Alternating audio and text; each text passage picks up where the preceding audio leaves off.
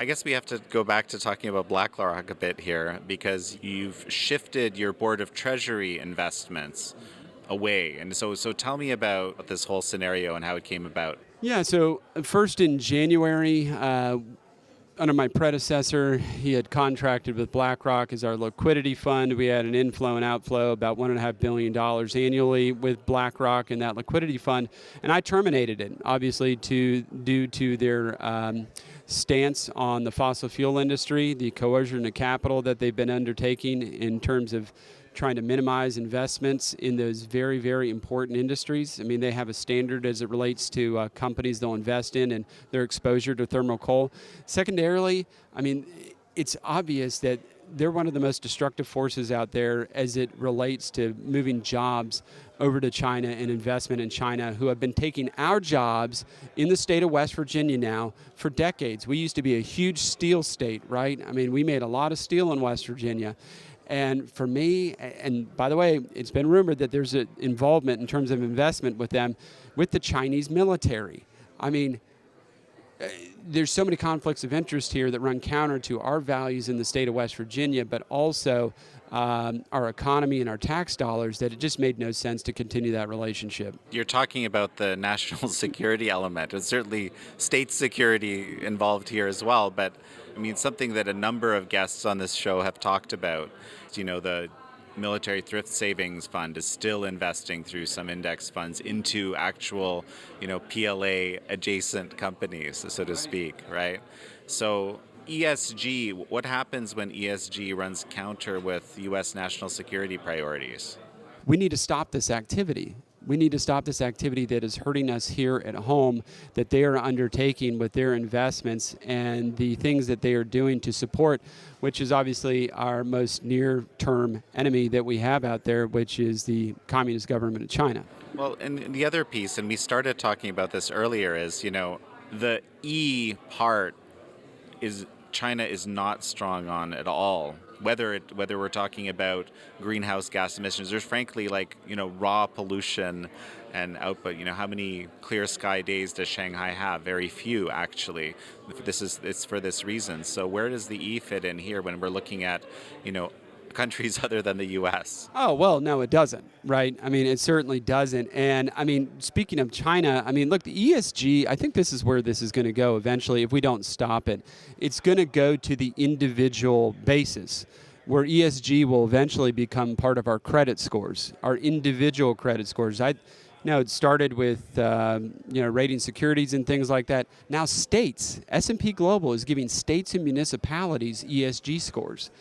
Eventually, it will come down, I believe, as part of our individual credit score. The only difference in between us and China is that China doesn't have a social credit score that includes the environment. So we're certainly going to be worse off here, I think, in the United States than individuals over there in China, which is why I need to continue to push against it. But the construction of the coal-fired power over there in China, one might think they're doing that perhaps because they're in some long-term strategic struggle with a country, maybe the United States, and they're trying to ramp up for some massive military production and want to be able to have co-located manufacturing with cheap, reliable energy like coal. I just want to go back to something we mentioned earlier. So you've taken basically $9 billion, is it, away from BlackRock's?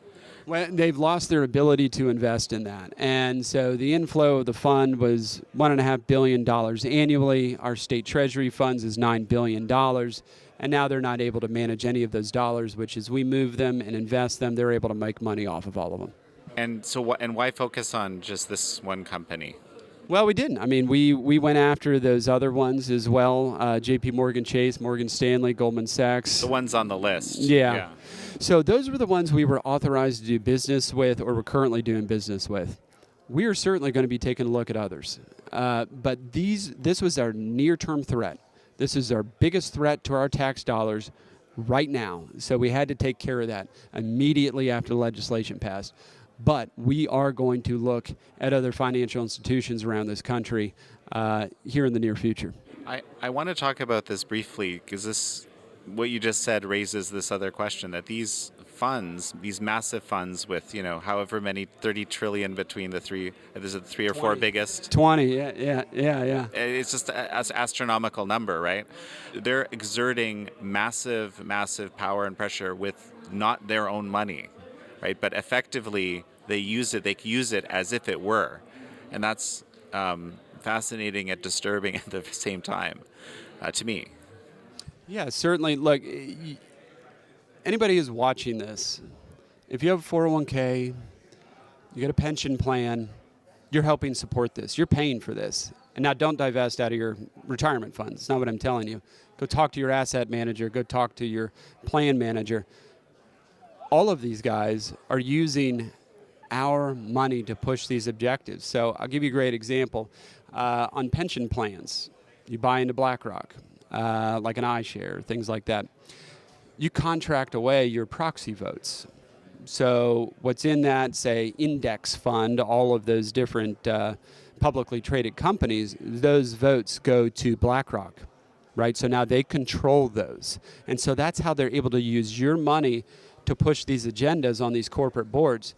State Street, Vanguard, and Blackrock, the three of them, control 25% of every vote cast on every publicly traded company in the country. That's a huge amount of leverage and power to have.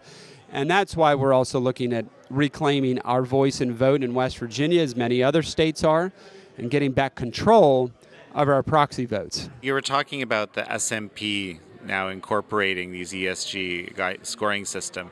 It reminds me of, the ratings companies pre-2008 crash, going out and this isn't a direct analogy, but it just reminds me of, these structured products that in the end were completely toxic, but these rating companies came out and just because they were so packaged that you couldn't understand what was in there anymore, right, with these derivatives, rating them highly, and then these things were traded and precipitated a kind of a massive crash. Do you see any connection here? Oh, yeah. I mean, look, that's certainly happening. One of the things you got to keep in mind is why do the asset managers like ESG securities? It's because of the administrative fees that are built into it. So like a large cap S&P 500 ETF, on average, maybe like 14 basis points, right? Something like that. For our benefit of our viewers, what does that mean? Yeah, so that's the expense ratio that you're going to pay, right, to be able to trade one of those. It's 14 basis points. So think, that's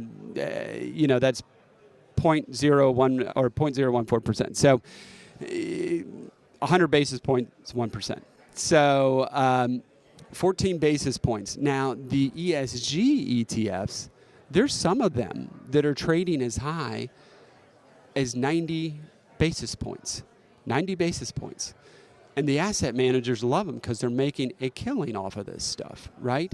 So there's a lot of this kind of greenwashing that they talk about too. Are some of these things really ESG? Are they not? So there's a big game kind of going on here, but they're making a killing off of these ESG products. And why are they able to do that? Well, they're charging you a little bit more to make you feel better, and you're doing something about the environment and, standing up for reproductive rights and things of that nature. It's all, all that kind of stuff. So, but they're raking it in on all this stuff. And it is questionable on some of these ESG ETFs that are out there how ESG compliant they actually are to their own standards.